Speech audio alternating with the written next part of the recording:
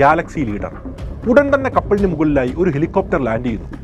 എന്താണ് സംഭവിക്കുന്നത് എന്ന് കപ്പലിനുള്ളവർ മനസ്സിലാക്കുന്നതിന് മുന്നേ തന്നെ കറുത്ത മുഖംമൂടി അണിഞ്ഞ ആയുധധാരികൾ കപ്പലിന്റെ നിയന്ത്രണം ഏറ്റെടുത്തു. 25 പേരെ ബന്ദികളാക്കി. ഇതൊരൊറ്റപ്പെട്ട സംഭവമായിരുന്നില്ല. ആന്റിഷിപ്പ് മിസൈലുകളും അറ്റാക്ക് ഡ്രോണുകളും തോക്കുകളും ഉപയോഗിച്ച് കഴിഞ്ഞ ആക്രമണങ്ങളാണ് സമാന മേഖലയിൽ ഇതേ സംഘം അഴിച്ചുവിട്ടത്. അവരായിരുന്നു ഇസ്രായേലിനോട് നേരിട്ട് യുദ്ധപ്രഖ്യാപനം നടത്തിയ യമനിലെ ഹൂതികൾ. ആരാണ് ഹൂതികൾ? എന്താണ് അവരുടെ ലക്ഷ്യം? ആരാണ് ഹൂതികൾ? യമനിലെ രാഷ്ട്രീയം കുറച്ച് സങ്കീർണതകൾ നിറഞ്ഞതാണ്. അതായത് യമനിലെ ഏതാണ്ട് 35% മുസ്ലിം മതവിഭാഗത്തിലെ ഷിയ എന്ന് പറയുന്ന വിഭാഗം ഉൾക്കൊള്ളുന്നുണ്ട്. അതുപോലെ ബാക്കി വരുന്ന 65% കുറഞ്ഞ വിഭാഗം ന്യൂനപക്ഷങ്ങളെ മാറ്റി നിർത്തിയാൽ ഭൂരിപക്ഷമായിട്ട് വരുന്നത് 65% സുന്നി മുസ്ലിങ്ങളാണ്. ഈ സുന്നി മുസ്ലിം മതവിഭാഗത്തെ യമനിൽ പിന്തുണയ്ക്കുന്നത് സൗദി അറേബ്യയാണ്. അതേസമയം ഷിയ മുസ്ലിം വിഭാഗത്തെ യമനിൽ പിന്തുണയ്ക്കുന്നത് ഇറാൻ എന്ന ഷിയ മുസ്ലിം ഭൂരിപക്ഷ രാജ്യമാണ്. അപ്പോൾ ഷിയ മുസ്ലിമിനോടുള്ള വിരോധത്തിൽ ഒറ്റക്കെട്ടാണ് എന്ന് നമുക്ക് മനസ്സിലാക്കാൻ പറ്റും. ഈ ഹൂതികളുടെ ആപ്തവാക്യം തന്നെ നോക്കിയാൽ ഡെത്ത് ടു ഇസ്രായേൽ എന്നാണ്. അതായത് ഇസ്രായേലിൻ്റെ മരണത്തിന് വേണ്ടിയാണ് ഈ സംഘടന പ്രവർത്തിക്കുന്നത് പോലും. ഇസ്രായേലിനോടും അമേരിക്കയോടും സിയോണിസത്തോടും സെക്യുലറിസത്തോടും കമ്മ്യൂണിസത്തോടും അടക്കമുള്ള ആശയങ്ങളോട് നേരിട്ട് വിരോധം പ്രഖ്യാപിക്കുന്ന, പലപ്പോഴും ആപ്തവാക്യമാക്കി തന്നെ ഉറക്കെ വിളിച്ചു പറയുന്ന ഇതിലെ പല സംഘടനകളും ചേർന്ന് ആക്സിസ് ഓഫ് റെസിസ്റ്റൻസ് എന്ന സഖ്യം ഉണ്ടാക്കിയിട്ടുണ്ട്. പറഞ്ഞത് ഇത്ര മാത്രമേ ഉള്ളൂ. പരസ്പരം ഒരുപാട് പ്രശ്നമുണ്ടെങ്കിലും ശത്രുവിൻ്റെ ശത്രു മിത്രമായതുകൊണ്ട് സുന്നി മിലിറ്റന്റ് സംഘടനകളും ഷിയ മിലിറ്റന്റ് സംഘടനകളും ഇസ്രായേലിനോടും അമേരിക്കയോടും പോരടിക്കാൻ വേണ്ടി തയ്യാറായി നിൽക്കുന്ന സംഘടനകളാണ്. ഇതേ കാരണം കൊണ്ടാണ് ഹമാസ് എന്ന സുന്നി ഇസ്ലാമിക് മിലിറ്റന്റ് ഗ്രൂപ്പിന് ഒരു പ്രശ്നം വന്ന സമയത്ത്, അല്ലെങ്കിൽ ഗാസയ്ക്ക് നേരെ ആക്രമണം വന്ന സമയത്ത് ഷിയ മുസ്ലിം മിലിറ്റന്റ് ഗ്രൂപ്പായ ഹൂതികൾ ആ പ്രശ്നത്തിൽ ഇടപെടുന്നത്. ഞാൻ തുടക്കത്തിൽ പറഞ്ഞതുപോലെ 100-ലധികം കപ്പലുകളെയാണ് അറ്റാക്കിംഗ് ഡ്രോണുകളും ആന്റിഷിപ്പ് മിസൈലുകളും തോക്കുകളും ഉപയോഗിച്ച് ഇപ്പോൾ ഹൂതികൾ ആക്രമണത്തിന് ഇരയാക്കിയിരിക്കുന്നത്. എന്നാൽ ഏത് തരം കപ്പലുകളെയാണ് ഇവർ ആക്രമിക്കുക? ആ കാര്യം ഹൂതികൾ തന്നെ കൃത്യമായിട്ട് വ്യക്തമാക്കിയിട്ടുണ്ട്. ഇസ്രായേലുമായിട്ട് ഏതെങ്കിലും തരത്തിൽ ബന്ധം പുലർത്തുന്ന കപ്പലുകൾ, ഇസ്രായേലിലേക്ക് പോകുന്നതോ വരുന്നതോ ആയ കപ്പലുകൾ, ഇനി അതുമല്ലെങ്കിൽ ഇസ്രായേലി ഉടമസ്ഥതയിലുള്ള കപ്പലുകൾ. എന്നാൽ ആയിരക്കണക്കിന് 10,000-കണക്കിന് കപ്പലുകൾ വർഷാവർഷവും പോയിക്കൊണ്ടിരിക്കുന്ന ഒരു വഴിയാണ് ചെങ്കടലിൻ്റെ ഭാഗങ്ങൾ. ആ ഭാഗത്തൂടെ പോകുന്ന കപ്പലുകൾ ഇസ്രായേലിൻ്റെ കപ്പലുകളാണോ, ഇസ്രായേലിലേക്കാണോ പോകുന്നത്, ഇസ്രായേലിൽ നിന്ന് വരികയാണോ തുടങ്ങിയ കാര്യങ്ങൾ മനസ്സിലാക്കാൻ നല്ല പ്രയാസം തന്നെയാണ്. അതുകൊണ്ട് ഇവർ ആ കാര്യവും വ്യക്തമാക്കുന്നുണ്ട്. ഞങ്ങൾക്ക് തോന്നുന്ന കപ്പലുകൾ, അതായത് ഇസ്രായേലുമായിട്ട് ബന്ധമുണ്ട് എന്നോ ഇസ്രായേലിലേക്ക് പോയി വരികയാണ് എന്നോ ഞങ്ങൾക്ക് തോന്നുന്ന കപ്പലുകളെ ഞങ്ങൾ ആക്രമിക്കുമെന്നാണ് ഹൂതികൾ വ്യക്തമാക്കിയിട്ടുള്ളത്. അങ്ങനെ പറയുന്ന സമയത്ത് നമ്മൾക്കൊരു കാര്യം വ്യക്തമാണ്.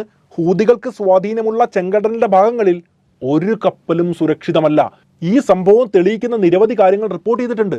അതായത് അമേരിക്കയിലേക്ക് പോവുകയായിരുന്ന കപ്പലിനെയും നോർവീജിയൻ ഫ്ലാഗുള്ള കപ്പലിനെയും, എന്തിന് ഇന്ത്യൻ കപ്പലിനെ പോലും ആക്രമിക്കാനുള്ള ശ്രമങ്ങളും പലതും ആക്രമിക്കുകയും ഹൂതികൾ നടത്തിയിട്ടുണ്ട്. അതുകൊണ്ട് തന്നെ ചെങ്കടലിൽ ഹൂതികൾക്ക് സ്വാധീനമുള്ള മേഖലയിൽ ഒരു കപ്പലും സുരക്ഷിതമല്ല എന്നാണ് ഇപ്പോൾ ലോകത്ത് പ്രചരിക്കുന്ന വാർത്ത. സ്വാഭാവികമായിട്ടും ഇത് ചെങ്കടൽ ഭാഗങ്ങളിലൂടെയുള്ള കപ്പൽ ഗതാഗതത്തെ സാരമായ രീതിയിൽ ബാധിച്ചിട്ടുമുണ്ട്. ബാബൽ മണ്ടേബ് കടലിടുക്കിലാണ് ഹൂതികൾ കാര്യമായ ആക്രമണങ്ങളെല്ലാം അഴിച്ചുവിടുന്നത്. ഇത് നിസ്സാരമായിട്ടുള്ളൊരു സ്ഥലമായി കണക്കാക്കരുത്. വർഷാവർഷവും 17,000-ലധികം കാർഗോ ഷിപ്പുകളാണ് ആ മേഖലയിലൂടെ കടന്നു പോകുന്നത്.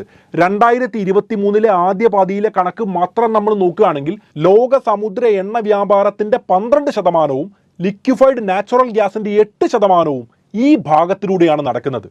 ഇസ്രായേലിനെ സംബന്ധിച്ചിടത്തോളം ഇത് വലിയൊരു തിരിച്ചടിയാണ്. നിസ്സാരമായ 2 മാസങ്ങൾക്കുള്ളിൽ തന്നെ 100-ലധികം ആക്രമണങ്ങളാണ് ഈ മേഖലയിൽ ഹൂതികൾ അഴിച്ചുവിട്ടത്. അവർ പറയുന്നത് എന്താണ്?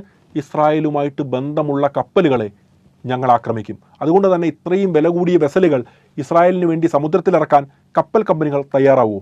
അല്ലെങ്കിൽ വില കൂടിയ സാധനങ്ങൾ ഇസ്രായേലിലേക്ക് കയറ്റുമതി ചെയ്യാനും അവിടെ നിന്ന് വാങ്ങി തിരിച്ചു കൊണ്ടുവരാനും മറ്റേതെങ്കിലും രാജ്യങ്ങൾ തയ്യാറാവുമോ?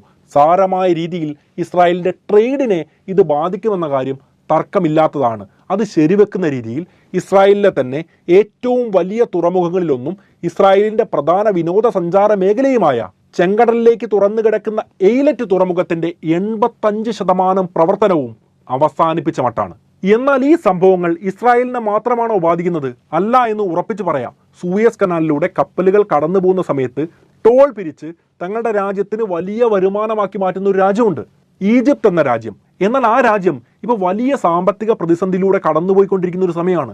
ഈ സമയത്ത് ചെങ്കടൽ ഭാഗങ്ങളിലൂടെ യാത്ര പോവാൻ കപ്പലുകൾ തയ്യാറായിട്ടില്ല എങ്കിൽ ഈജിപ്തിനെ സാരമായ രീതിയിൽ അത് ബാധിക്കും. അത് ശരിവെക്കുന്ന കണക്കുകളും ഈ അടുത്ത് പുറത്തു വന്നിട്ടുണ്ട്. AP മൊള്ളർ മസ്കും ഹെപ്പാഗ് ലോയിഡും പോലുള്ള ലോകത്തിലെ ഏറ്റവും വലിയ 5 കപ്പൽ കമ്പനികളിൽ 4 എണ്ണവും ചെങ്കടലിൽ നിന്ന് പിൻവാങ്ങി എന്ന വാർത്തകൾ ഇതിനോടകം പുറത്തു വന്നു. സ്വാഭാവികമായിട്ടും അത് ഈജിപ്തിനെ വലിയ രീതിയിൽ ബാധിക്കുന്നതാണ്. എന്നാൽ യൂറോപ്യൻ രാജ്യങ്ങളെയും ഇത് വലിയ രീതിയിൽ ബാധിക്കാൻ പോവുകയാണ്. കാരണം എന്താണ്? നമുക്കറിയാം, യൂറോപ്പിലേക്കുള്ള എണ്ണയാണെങ്കിലും ഭക്ഷ്യധാന്യങ്ങളാണെങ്കിലും ചെങ്കടലിലൂടെയുള്ള വ്യാപാരത്തിന് അതിൽ വലിയ പങ്കുണ്ട്. അപ്പോൾ റെഡ് സീയിൽ നിന്ന് വലിയ കപ്പൽ കമ്പനികളെല്ലാം പിൻവാങ്ങിയാൽ അവർക്കുള്ള മറ്റ് പ്രധാനപ്പെട്ട വഴി ഏതാണ്?